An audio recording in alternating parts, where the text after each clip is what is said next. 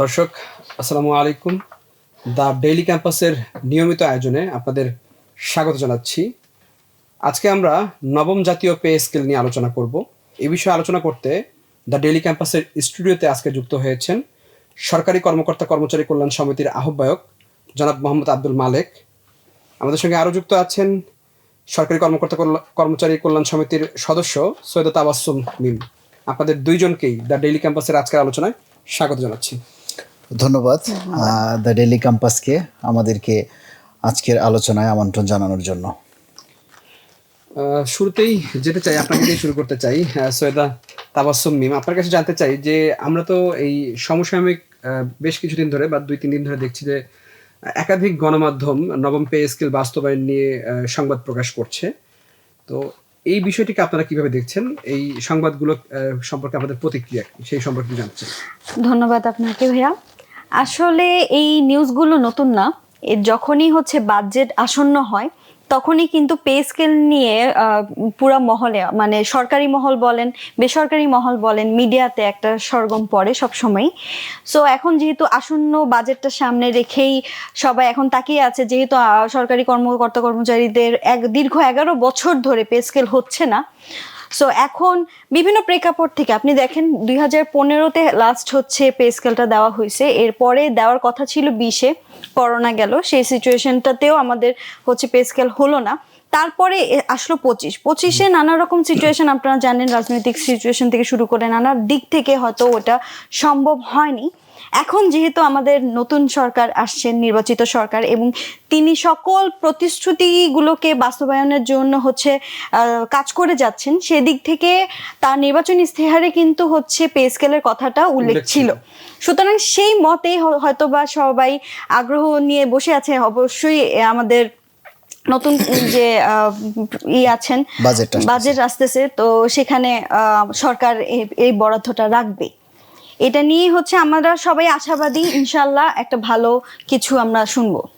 আমরাও আশাবাদী যে আসলে আপনারা যে সরকারি কর্মকর্তা কর্মচারী যারা আছেন অধীর আগ্রহের সঙ্গে নবম পে স্কেলের জন্য আশা করছি আপনাদের অপেক্ষা খুব দ্রুতই শেষ হবে, ইনশাআল্লাহ। ধন্যবাদ আপনাকে। যেতে চাই আব্দুল মালেক ভাই, আপনার কাছে খুবই পরিচিত মুখ, পে স্কেল নিয়ে আন্দোলন সংগ্রাম সবসময় আপনাকে আমরা দেখি।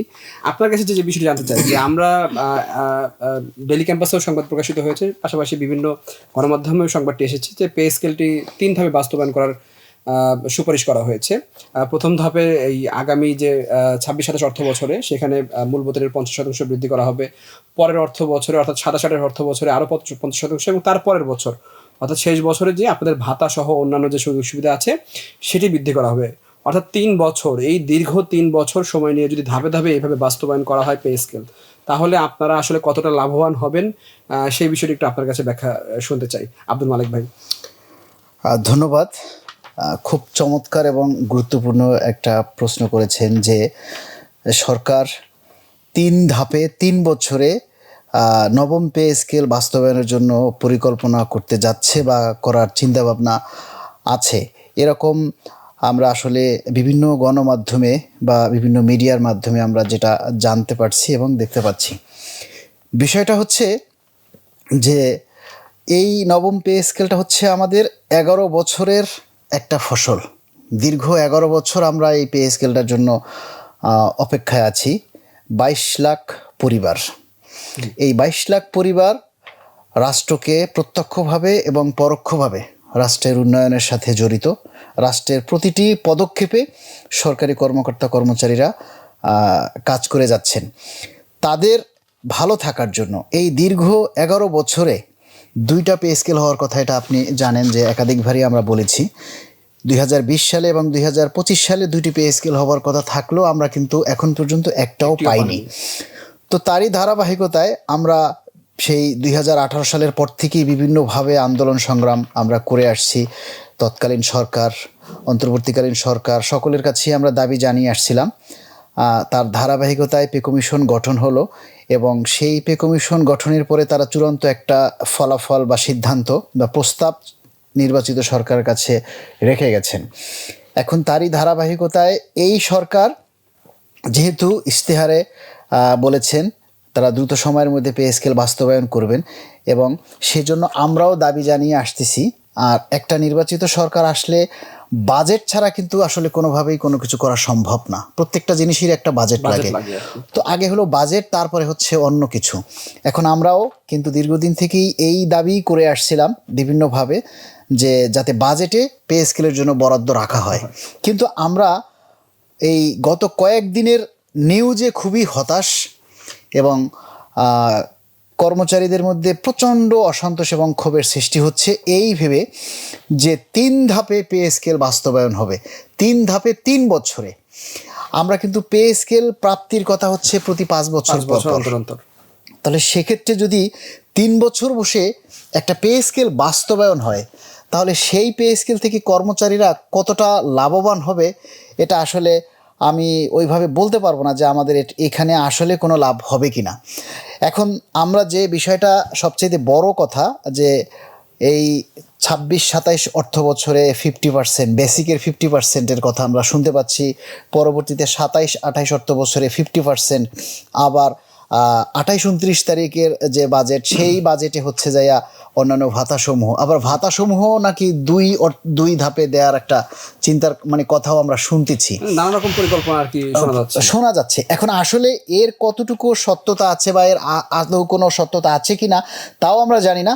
তারপরও যদি এরকমের কোনো আলোচনা সরকারের পক্ষ থেকে বা মানে চিন্তাভাবনা হয়েও থাকে, তাহলে আমরা সেটার বিরোধিতা করছি এবং আমরা চাই এই পে স্কেলটা যাতে অন্তত 2 ধাপে যাতে বাস্তবায়ন করা হয়। কারণ অতীতে আপনার যতগুলি পে স্কেল হয়েছে, প্রত্যেকটা পে স্কেলই কিন্তু 2 ধাপের বেশি যায়নি।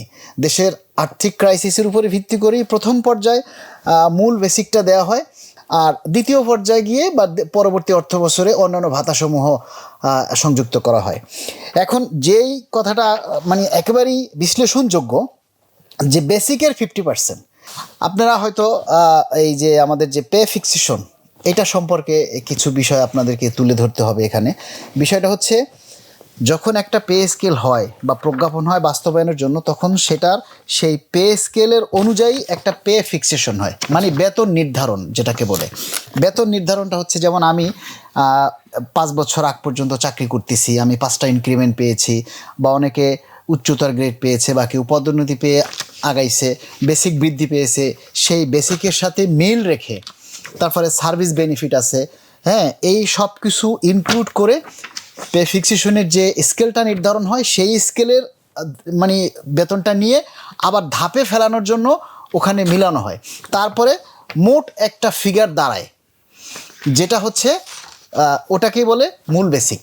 মানে পে ফিক্সেশন করার পরে এবং এই সব কাজগুলোই কিন্তু হবে আইবাসে। এখানে হাতে করার কোনো সুযোগ নেই, টোটাল কাজটাই হবে আইবাসে, যেখানে কোনো ত্রুটি আইবাস অ্যাকসেপ্ট করে না। তাহলে সেই ক্ষেত্রে আপনার যে মূল বেসিকটা নির্ধারণ হয় পে ফিক্সেশনের পরে, ওই মূল বেসিক যেটা আইবাসে নির্ধারণ করবে, ওই বেসিকের উপরে ভিত্তি করেই আপনার মাসিক বেতন হবে। ওইটার উপরে ভিত্তি করেই আপনি পার্সেন্টেজ অনুযায়ী বাড়ি ভাড়া পাবেন।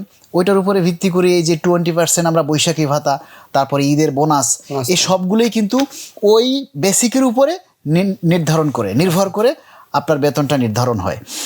এখন সেই ক্ষেত্রে ওই বেসিক থেকে আপনাকে 1 টাকা চাইলেও কম দিতে পারবে না আইবাসে, আবার চাইলে আপনাকে 1 টাকা বেশিও দিতে পারবে না। আপনি যদি 1 টাকা কম দেন তাও আইবাস অ্যাকসেপ্ট করবে না, আবার যদি 1 টাকা বেশি দিয়ে সাবমিট করেন তাও আইবাস অ্যাকসেপ্ট করবে না।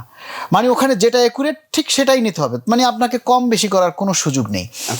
এখন প্রশ্ন হচ্ছে, যদি আপনাকে 50% ধরা হয়, তাহলে সেই ক্ষেত্রে ধরুন আমরা 8,250 টাকার স্কেলটা 20,000 টাকায় গেল, যেহেতু এখন 20,000 টাকা সর্বনিম্ন প্রস্তাব আছে, 20,000 টাকায় গেল, তাহলে 8,250 টাকা থেকে 20,000 টাকায় আপনি বাড়লো কত?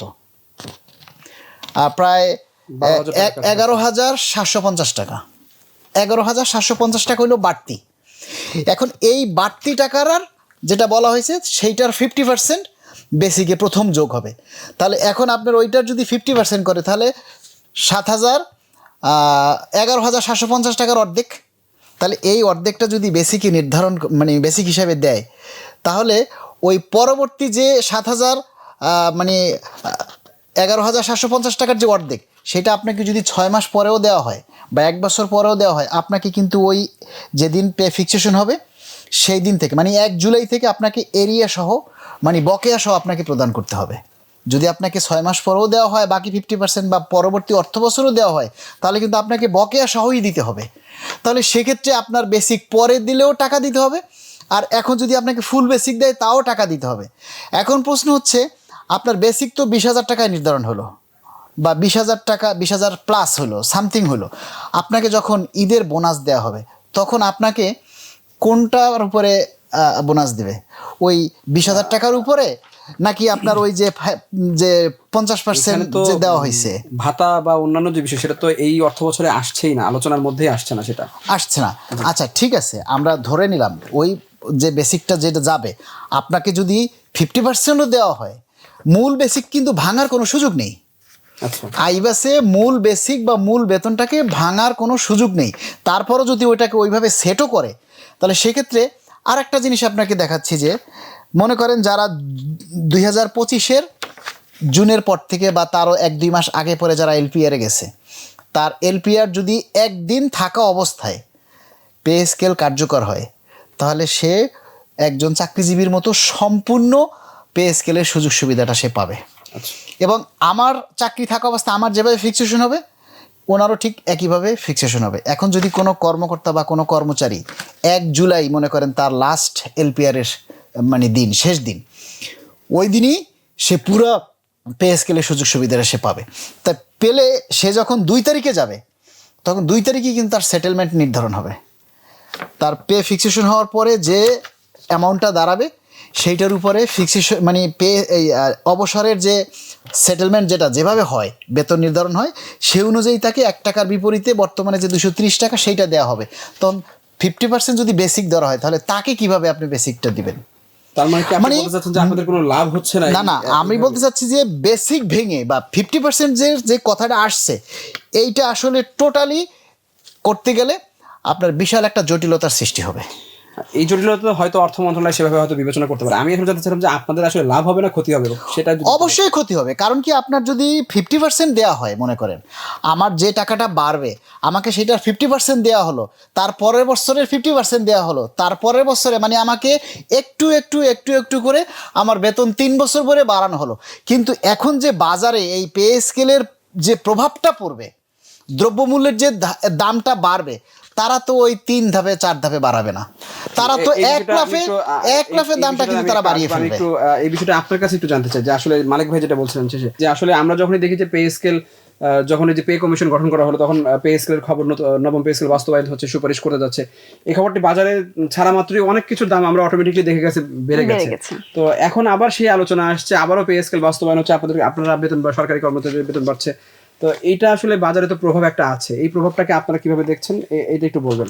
আসলে সবসময় বরাবরই তো বলেছি, পে স্কেল নিয়ে সাধারণ মানুষের আগ্রহটা সবচেয়ে বেশি থাকে। আমি জানি না কেন, হয়তোবা ওনারা মনে করে যে হচ্ছে পে স্কেলের মাধ্যমে আমাদের জীবনযাত্রার মান হচ্ছে অনেক হাই ক্লাস হয়ে যাবে, এরকম কিন্তু কিছুই না। যদি আমাদের লাস্ট পে স্কেল দেখা হয়, তাহলে হচ্ছে 2015 সালে আমাদের শেষ যে পে স্কেলটা দেওয়া হয়েছিল, এর মধ্যে অলরেডি আমরা 2টা হচ্ছে পেয়েবল হয়ে গেছে, তাই কিন্তু আমাদেরকে এখনো পর্যন্ত আমরা সরকার থেকে ওরকম কোন আশামূলক কিছু পাইনি। যাই হোক, যখনই আমাদের পে স্কেল নিয়ে কথা আসে, তখনই হচ্ছে দ্রব্যমূল্যের কথাটা আসে। এটা আমার কাছে খুবই হাস্যকর লাগে। কারণ হচ্ছে দেখেন, এই যে 11 বছর ধরে পে স্কেল হয়নি, তারপরেও কি কোনো জিনিসের দাম কি আগের মতোই আছে? এখন আপনি দেখেন বাজারে, আপনি 2015 সালে আমার যতটুকু মনে পড়ে, আমি তখন ইন্টার দেই, 2015 সালে আমি হচ্ছে 500 টাকা দিয়ে হচ্ছে আব্বুকে দেখেছিলাম গরুর মাংসের কেজি কিনতে। আচ্ছা, এখন আপনি এটার দাম কত? এখন 800 টাকা। তাহলে কি গরু মাংসের দামের মূল্যটা কি হচ্ছে আমাদের পে স্কেলের সাথে জড়িত ছিল? তাহলে গরু মাংসের মূল্যটা কেন বাড়লো? তাই না? এটা হচ্ছে স্বাভাবিক কথা। ভাই, আয় বাড়লে কখনোই হচ্ছে দ্রব্যমূল্যের দাম বৃদ্ধি পাবে না, বা ইনফ্লেশন যে ব্যাপারটা, সেটা ইনকামের সাথে কোনোভাবেই সংযুক্ত না। আপনি যদি এটা মানে চেক করেন, যদি এটা, আর ইনফ্লেশনটা হয় কার জন্য? ইনফ্লেশনটা হয় যখন সরকার টাকা ছাপায়, তখন কিন্তু ইনফ্লেশনটা বেশি হয়। কারণ হচ্ছে বাজারে তখন টাকা বেশি ঘুরতে থাকে, কিন্তু পণ্য কেনার জন্য মানুষ থাকে না, তখন কিন্তু ইনফ্লেশনটা হয়, তখন কিন্তু পণ্য মূল্যের, এটা হচ্ছে ইকোনমিক্সের ভাষায় আমি বললাম। কিন্তু আমরা যদি এখন ধরেন আমার ইনকাম বাড়লো, তার মানে কি এখন আমি যেটা আগে কিনতে পারতাম না, এখন কিন্তু আমি সেটা কিনতে যাবো, বাজারে যাব, তখন কি হচ্ছে, ওই যে বাজারের যে ওই জিনিসটা, ওই পণ্যটা বিক্রি করতেছে, তাহলে কি তার সেলটা হচ্ছে না? তার সেল বাড়লে কি তার ইনকাম বাড়ছে না? এই চক্রটা আপনি চিন্তা করেন, যদি আমাদের ইনকাম বাড়ে, আমাদের যে যারা আমাদের ব্যবসায়ীরা আছেন বা যারা অন্যান্য তাদেরও সার্ভিসে, income তাদের বাড়বে। ইনকামটা বাড়বে। সেখানে কিন্তু দ্রব্যমূল্য বাড়ার কোশ্চেনই আসে না। মানে পে স্কেল হলেই যে দ্রব্যমূল্য বাড়বে, সেটা সবচেয়ে বড় উদাহরণ 11 বছর হয়নি, তারপরেও কেন এখন আমাদের সবকিছুই আমরা হচ্ছে ডবল দামে, ট্রিপল দামে কিনতে হচ্ছে। আপনি স্বর্ণের দামটা চিন্তা করুন, 2015 সালে স্বর্ণের দাম কত ছিল, সেখান থেকে এখন 3 লাখ ছুঁই ছুঁই। পে স্কেল তো হয়নি, তাহলে কেন বাড়লো? এক গ্যাস সিলিন্ডার নিয়েই দেখেন যে কি প্রোপাকাণ্ডাটা হয়েছে এই গত 2-3 মাসের ভিতরে। 12 কেজি ওজনের একটা গ্যাস সিলিন্ডার 1200 টাকা ছিল দাম ছিল, 2000 টাকা। সেটা থেকে 2500-2600 টাকায়ও বিক্রি হয়েছে। এখন আবার 1900-2200 টাকায় সেল হচ্ছে। তাহলে একজন কর্মচারী যদি 15,000 টাকা বেতন পায়, তার যদি 2200 টাকা লাগে এক মাসের গ্যাস সিলিন্ডার, এক মাসে ও 12 কেজি এক মাস যায়ও না। তাহলে এইরকম প্রতিটা জিনিস বাসা ভাড়া। এখন দেখেন তো প্রশ্ন আসতে পারে যে সরকারি চাকরিজীবীরা তো সরকারের পক্ষ থেকে কোয়ার্টার পায়, তাদের জন্য থাকার জায়গা থাকে, সেখানে গ্যাস লাইন আছে, ঢাকা শহরে মানুষ তো পানি কিনে খায়, কিন্তু আপনারা তো সেই পানি কিনে খেতে হয় না, আপনারা তো সরকারি পানি আছে, ভালো পানি আছে, তো সেটাকে কিভাবে ব্যাখ্যা করবেন?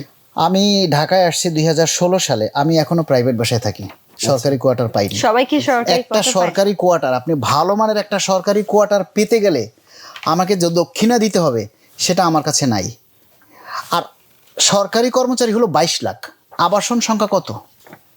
চিন্তা করে দেখেন যে সকলের জন্য আসলে বাসা বরাদ্দ আছে কিনা, সেই কোয়ালিটিফুল বাসা বা একেবারে নিম্নমানের বাসাই হোক, সেটাও প্রত্যেকটা কর্মকর্তা বা কর্মচারীর বাসা আছে কিনা, এবং তারা যে পানি দেয় সে পানির বিলটা যাই করুক, আমাদের তো যে আমরা যে সরকারি বাসায় থাকবো সেই সুযোগটাই তো আমরা পাচ্ছি না। আচ্ছা, জি ধন্যবাদ আপনাকেও ধন্যবাদ। মালিক ভাই, আপনার কাছে আমার যে বিষয় জানার সেটা হচ্ছে, আমরা তো বিভিন্ন রকম শুনছি। ইভেন গতকাল আমি সচিবালয়ে যখন গিয়েছিলাম, তখন অর্থ মন্ত্রণালয়ের একজন কর্মকর্তার সঙ্গে কথা বলেছি। তিনি বলেছেন যে পে কমিশন তো 100 থেকে 140% পর্যন্ত বেতন বৃদ্ধির একটা সুপারিশ করেছে। তো কিন্তু আমরা এখন যেটি শুনতে পাচ্ছি যে 100 থেকে 140% নয়, 60 থেকে 70% হয়তো তারা বৃদ্ধি করতে পারে, এরকম আলোচনা আর কি। আলোচনা তো অনেক কিছু চলছে। তো আপনার কাছে কি মনে হয় যে আসলে কতটুকু বেতন বৃদ্ধি পেতে পারে আপনাদের? আপনি যেটা বলছেন যে 60 থেকে 70% যদি বৃদ্ধি পায়, তাহলে আপনি ধরেন 8,250 টাকার যদি 70% বাড়ে, তাহলে স্কেলটা দাঁড়াবে গিয়ে 13,000 প্লাস বা 14,000-এর মতো। সব মিলে এরকম 14,000, মানে স্কেলটা হবে 14,000, মূল বেতন স্কেল, মূল বেতনটা হবে 14,000, যেটা অন্তর্বর্তীকালীন সরকার বা জাতীয় পে কমিশন প্রস্তাব করেছে 20,000 সর্বনিম্ন। আর যদি আপনি 60% ধরেন, 60% বাড়ে তাহলে আরও কমবে, তাহলে 12,000 বা 13,000 টাকা। তাহলে আমরা যে প্রস্তাব অন্তর্বর্তীকালীন সরকার বা জাতীয় পে কমিশন করেছেন যে 20,000 টাকা সর্বনিম্ন প্রস্তাব করেছেন, সেই অনুযায়ী আমরা দেখি যে 130% বা 40% বৃদ্ধি পায়। এবং যদি এটাকে ডাবলও করা হয়, অতীতের যতগুলি পে স্কেল হয়েছে কোনোটাই বিশেষ করে নিম্ন গ্রেডের কর্মচারীদের বাড়ে বেশি। তো সেই হিসেবে যদি ডাবলও করা হয়, 8,250 টাকার স্কেলটা যদি ডাবলও করে 16,500 হয়, তাহলে কিন্তু আপনার 100% বেড়ে গেল, তাই না? তাহলে 16,500 টাকার পরবর্তীতে যদি ওইটাকে আরও 17,000, 18,000, 19,000, 20,000 পর্যন্ত যায়, তাহলে অটোমেটিক্যালি কিন্তু 100%-এর উপরে চলে যাচ্ছে, 120%, 30% চলে যাচ্ছে। সেখানে 60%, 70% মানে এই বিষয়টা একবারেই অযৌক্তিক। এটা আসলে আমরা কখনোই কাম্য না। আর এরকম যদি সরকার চিন্তা করে, তাহলে আমাদের জন্য সেই পে স্কেল আসলে কোনো কাজে আসবে না। আপনার কাছে কি মনে হয় আসলে কতটুকু বাড়তে পারে? আপনার কাছে জানতে চাই। আমরা 2015 সালে যে স্কেলটা 8,250 টাকা করা হয়েছে, যদি আমরা 2020 সালে 5 বছর পরে একটা পে স্কেল পেতাম, আর ওইটাকে যদি একেবারে ডাবল করা হতো, তার চাইতে বেশি না, ডাবল করা হলে হতো 16,500 টাকা। কত সালে? 2020 সালে। আর 2025 সালে আবার আরেকটা পে স্কেল, সেটাকে যদি 16,500 টাকাকে ডাবল করতাম, তাহলে 33,000 টাকা। ঠিক আছে? আর যেহেতু 100% উপরে বৃদ্ধি পায় নিম্ন গ্রেডের ক্ষেত্রে, তো সেই হিসাবে আমরা 35,000 টাকা পে কমিশনের কাছে দাবি করেছি যে আমাদের সর্বনিম্ন স্কেল 35,000 টাকা। কিন্তু পে কমিশন যাচাই বাছাই, চুলছেরা বিশ্লেষণ, এমনকি এবারের পে কমিশনই সর্বপ্রথম একেবারে সর্বসাধারণ পর্যায়ে যে সাধারণ যে মানুষ, তাদেরও কিন্তু অনলাইনে মতামত নিয়েছে শিক্ষকদের মতামত নিয়েছে, পুলিশ বাহিনীর মতামত নিয়েছে, সেনাবাহিনীর মতামত নিয়েছে, সচিব মহোদয়দের মতামত নিয়েছে। তারা কিন্তু কোনোটা অসম্পূর্ণ রাখেনি, একেবারে কোনো ফাঁক রাখেনি যে কেউ প্রশ্ন তুলবে যে অমুকের মতামত নেয়নি, সেটা না। বিভিন্ন পেশাজীবী সংগঠন, এমনকি 200 সংগঠন তাদেরকে মত বিনিময় সভায় অংশ নিয়েছেন, এটা আপনারা জানেন। তাহলে এত বিশ্লেষণ করার পর তারা মাত্র 20,000 টাকা এসে প্রস্তাব করছে। সেখান থেকেও যদি তারা এই কমে আসে, তাহলে এটা আসা আমাদের জন্য দুর্ভাগ্য আর ছাড়া আর কিছুই না। ধন্যবাদ মালিক ভাই আপনাকে। আপনার কাছে তখন আলোচনা পুরোটা শেষ করতে পারিনি। আপনার কাছে যদি জানতে চাই যে আপনি খুব চমৎকারভাবে বলছিলেন যে কোনো সম্পর্ক নেই দ্রব্যমূল্যের সাথে, কিন্তু এটা তো প্রভাব আছে। এই প্রভাবটা আসলে ব্যবসায়ী বা অন্যান্য পেশায় এর কি ধরনের প্রভাব? অবশ্যই ব্যবসায়ীদের উপরে একটা প্রভাব পড়বে। আপনি দেখেন, এখন আপনি আপনার বেতন মনে করেন হচ্ছে 10 টাকা, আপনার বাজেটও চিন্তা ভাবনা, আপনার মাসিক তো অবশ্যই একটা বাজেট আছে, তাই না? যে আমি এই খাতে এই এত টাকা খরচ করব, এই খাতে বাসা ভাড়া থেকে শুরু করে সবকিছু, বাজার থেকে শুরু করে এভরিথিং। তখন কি করবেন? তখন আপনার 10 টাকা থেকে যদি আপনার বেতনটা 20 টাকা হয়, তখন আপনি চিন্তা করবেন যে একটু ভালোভাবে থাকার জন্য, একটু স্বাচ্ছন্দ্যে চলার জন্য, যেগুলো আপনি আগে যে খরচগুলোকে আপনি অ্যাডজাস্ট করতেন, সেগুলো কিন্তু আপনি কি করবেন?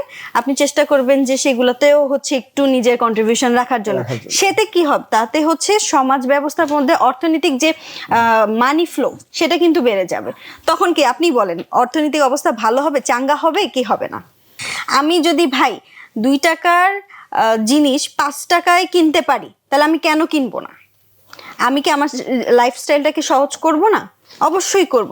সেক্ষেত্রে এটার জন্য আমাকে মার্কেটে যেতে হবে, এবং মার্কেটে কারা থাকবেন? ব্যবসায়ীরা তো থাকবেন, তাই না? অ্যান্ড ব্যবসায়ীদের তো সেখানে আমাদের মুনাফা হবে। এখন আমরা কেন বলি ব্যবসার অবস্থা খারাপ? কারণ মানুষের কাছে টাকা নাই তো ভাই, আমাদের কাছে টাকা নাই, আমরা কিভাবে বাজারে।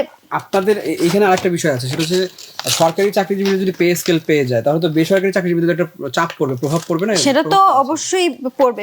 বেসরকারিদেরকে মাথায়, কিন্তু বেসরকারিদেরকে কি মানে তাদের কি বেতন ভাতা কি কম? মানে আমাদের যেমন 11 বছর কোনো পে স্কেল নেই, তারা কি এরকম 11 বছর তারা কি উইদাউট পে স্কেল হচ্ছে কাজ করে যাচ্ছেন? না, অবশ্যই না। পে স্কেল না, তাদের ইনক্রিমেন্ট আছে। আপনারাও তো ইনক্রিমেন্ট পান, যেটাই হোক অল্প হলেও তো ইনক্রিমেন্ট প্রত্যেক বছর আপনারাও পান, আমাদের মতো বা অন্যান্য চাকরিজীবীদের মতো। তাহলে এখানে বেসরকারি চাকরিজীবীদের প্রভাবটা বেশি। এখানে দুইটা জিনিস ফ্যাক্টর আছে ভাইয়া। বেসরকারি যারা, সেটা হচ্ছে তারা নিজেদের মতো করে তাদের কোম্পানিটাকে হচ্ছে চালায়, সেখানে কিন্তু অন্যদের হস্তক্ষেপ থাকে না। তাদের মতো তারা যদি 10 টাকা ইনকাম করে 2 টাকা হচ্ছে কর্মচারীদেরকে দেয়, সেটা তাদের ব্যাপার। সেখানে কিন্তু সরকারের কোনো এখতিয়ার নাই, তাই না? সেটা হচ্ছে মালিকদের ব্যাপার। মালিকরা এখন যদি চায় যে তাদের 10 টাকা ইনকাম হচ্ছে, আমি 5 টাকাই তাদের স্যালারি দিয়ে দিব, সেটা করতে পারে। আর যদি মালিক চায় যে না, 10 টাকা আমার ইনকাম হইতেছে, আমি হচ্ছে 2 টাকা বা 2.5 টাকা আমি আমাদের কর্মচারীদের দিব, সেটা তো তাদের ব্যাপার। সেটার সাথে কিন্তু আমাদের আর কোনো মানে যোগসূত্র নাই বলে আমি মনে করি। আর আমি তার সাথে একটু অ্যাড করি যে প্রাইভেট সেক্টরের এমন কোনো কোম্পানি বা এমন কোনো চাকরি আছে যে চাকরিতে বছরে 400 বা 500 টাকা ইনক্রিমেন্ট, এরকম কি কোনো এক্সাম্পল আপনি দেখাইতে পারবেন? সরকারি সেক্টরে কিন্তু 8,250 টাকার 5% হলো ইনক্রিমেন্ট বছরে। একটু মালিক ভাই আমি অ্যাড করতে চাই, সেটা হচ্ছে মানে আপনি ঠিকই বলেছেন 400-500 টাকা হয়তো ইনক্রিমেন্ট নাই, তবে আমি কিছু কিছু কোম্পানি এরকম জানি যারা আসলে 2 বছর 3 বছরও কর্মচারীদের বেতন বৃদ্ধি করে না বা বেতন বৃদ্ধি করেনি, এরকমও আছে। এরকমও আছে। আবার এরকমও মানে প্রাইভেট সেক্টরে চাকরি আছে যে তাদের 1 বছরে যে ইনক্রিমেন্ট দেওয়া হয়, আমাদের একজন সচিব সেটা বেতনও পায় না। হ্যাঁ, এটাও আছে। আমাদের একজন সচিব নাম্বার 1 গ্রেডে অত টাকা বেতন পায় না যত টাকা একজন প্রাইভেট সেক্টরে একজনের 1 বছরে বৃদ্ধি পায়। এ সংখ্যা কম, ঠিক আছে, কিন্তু আমরা যে ন্যূনতম, একেবারেই ন্যূনতম যে ইনক্রিমেন্ট পাই বছরে 5%, 600 টাকা, এইটা আসলে প্রাইভেট সেক্টরে কোথাও বিদ্যমান নাই। অনেক ধন্যবাদ মালিক ভাই। আপনার কাছে যেটি জানতে চাই এখন, সেটি হচ্ছে বাজেট বরাদ্দ রাখা নিয়ে আপনারা কতটা নিশ্চিত? আমরা যদি শুনছি 35,000 কোটি টাকার মতো, আপনাদের 50% বৃদ্ধি করতে 35,000 কোটি টাকার মতো বাজেটে বরাদ্দ রাখা হচ্ছে বলে আমরা শুনেছি বিভিন্ন সূত্রের মাধ্যমে। আপনারা আসলে কতটুকু নিশ্চিত? যদি বাজেট রাখা না হয় তাহলে আপনারা কি করবেন, আপনাদের করণীয় কি হবে, সেটা একটু জানতে চাই। জি, আপনি যে প্রশ্নটা করেছেন, আমরা তো আগেই বলেছি যে আমাদের দেশ নায়ক জনাব তারেক রহমান মাননীয় প্রধানমন্ত্রী ইশতেহারে উল্লেখ করেছেন যে তিনি ক্ষমতায় আসলে পে স্কেল বাস্তবায়ন করবেন। এবং পে স্কেল বাস্তবায়ন করার জন্য উনি ক্ষমতা যখন গ্রহণ করে, ক্ষমতা গ্রহণ করার পরই তার প্রতিশ্রুতি অনুযায়ী কিন্তু বিভিন্ন প্রজেক্ট বাস্তবায়ন করে করছেন। একের পর এক, একসাথে তো আর সব করতে পারবে না, একটার পর একটা পর্যায়ক্রমে করতে হবে। আর পে স্কেলের মতো একটা বিশাল কাজ করতে গেলে অবশ্যই সেটা বাজেটে, সংসদে বিভিন্ন জায়গায় পাশ হয়ে তারপরে এটার ইমপ্লিমেন্টটা পাবলিক ক্ষেত্রে পড়বে। তো বাজেটটা আমরা যেহেতু উনি প্রতিজ্ঞাবদ্ধ এবং প্রতিশ্রুতি দিয়েছেন এবং আমরাও দাবি করে আসছি, সে অনুযায়ী আমরা সবসময় বলে আসছি যে আমরা আগামী বাজেটে আমাদের পে স্কেলের জন্য আমরা বরাদ্দ চাই এবং সেই বরাদ্দটা রাখার জন্যই কিন্তু আমাদের এত কিছু। আমাদের আগে হচ্ছে বাজেটে বরাদ্দ থাকতে হবে, যদি বরাদ্দ থাকে তাহলেই না আমাদের সেটা বাস্তবায়নের সুযোগ হবে, আর যদি বরাদ্দই না থাকে তাহলে তার বাস্তবায়নের প্রশ্নই আসে না। এজন্যই আমরা আমাদের দাবিগুলি এখন আমি আজকেও এক জায়গায় কথা বলেছি যে আমাদের এখন 2টা ধাপ, ঠিক আছে, আমাদের 2টা ধাপ। প্রথম ধাপ হচ্ছে বাজেটে বরাদ্দ রাখার জন্য সরকারকে অনুরোধ করা, আর দ্বিতীয় হচ্ছে সেই বাজেট দিয়ে যাতে দ্রুত বাস্তবায়নের জন্য প্রজ্ঞাপন জারি করা হয়। এখন যদি এই বাজেটে আমাদের বরাদ্দ না থাকে তাহলে আমাদের এই যে দীর্ঘ 11 বছরের আমরা যে আন্দোলন সংগ্রাম বা আমাদের এত কষ্ট, দ্রব্যমূল্যের সাথে তাল মিলিয়ে পাল্লা দিয়ে চলতে না পারা, সেই কষ্টটা থেকেই যাবে এবং সেক্ষেত্রে জনসাধারণ মানে সরকারি কর্মচারীদের মধ্যে বিশাল একটা অসন্তোষ এবং ক্ষোভের সৃষ্টি হবে। আমরা সেই জিনিসটা চাই না, কেননা আমরা প্রজাতন্ত্রের কর্মচারী, আমরা প্রতিটা ক্ষেত্রে আমরা রাষ্ট্রের উন্নয়নের জন্য কাজ করতে চাই। বেসিক্যালি কথা হচ্ছে আমরা কোনো আন্দোলন করতেই চাই না, আন্দোলন করাটা আমাদের কাছে এখন অসহ্য লাগতেছে। এ কারণে আমরা চাই, সরকারের কাছে আমরা অনুরোধ করতে চাই যে আমাদেরকে যাতে পুনরায় রাস্তায় নামতে না হয়। ধন্যবাদ মালিক ভাই আপনার কাছে। আমরাও আশা করবো যে আপনাদেরকে আর রাজপথে নামতে হবে না। আপু, আজকের অনুষ্ঠানে আপনার কাছে শেষ প্রশ্ন সৈয়দ তাবাসসুম মিম, সেটি হচ্ছে মালিক ভাইকে যদি জিজ্ঞেস করেছি আপনি কতটা আশাবাদী যে আপনাদের এই বাজেটে, আসন্ন বাজেটে আপনাদের জন্য বরাদ্দ রাখা হবে? আমিও আশাবাদী যে আমাদের নতুন সরকার যেহেতু তার নির্বাচনী ইস্তিহারের সবকিছুই তিনি ধারাবাহিকভাবে বাস্তবায়ন করে যাচ্ছেন, ইনশাআল্লাহ তিনি বলেছেন যে যথাসময়ে পে স্কেল দেওয়া হবে, উনি এই বাজেটেই আমাদের বরাদ্দ রাখবে বলে আমি এটা আশা করি।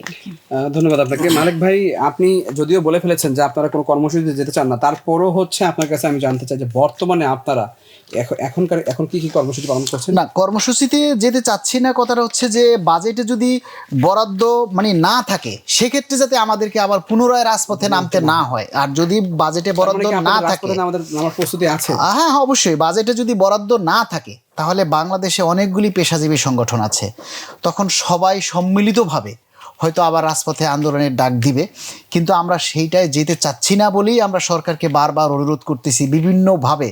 আমরা দেখেন, বাংলাদেশ সরকারি কর্মকর্তা কর্মচারী কল্যাণ সমিতি বর্তমানে মাঠে অ্যাক্টিভ আছে এবং আমরা কিন্তু মাননীয় প্রধানমন্ত্রীর সাথে সাক্ষাতের জন্য আবেদন করেছি, স্মারকলিপি দিয়েছি, বিভিন্ন জেলার মাধ্যমে ডিসি মহোদয়ের মাধ্যমে আমাদের স্মারকলিপি দেওয়া হয়েছে মাননীয় প্রধানমন্ত্রীকে, যাতে আমাদের দ্রুত পে স্কেল বাস্তবায়নের জন্য পদক্ষেপ গ্রহণ করেন। তারপরে আমরা প্রেস রিলিজ, প্রেস ব্রিফিং এবং আমরা এর জন্য বিভিন্ন জায়গায় কিন্তু যে প্রতিনিধি সমাবেশ সেটাও আমরা করে আসছি। চট্টগ্রামে করেছি, মানিকগঞ্জে করেছি, কিশোরগঞ্জে হয়েছে।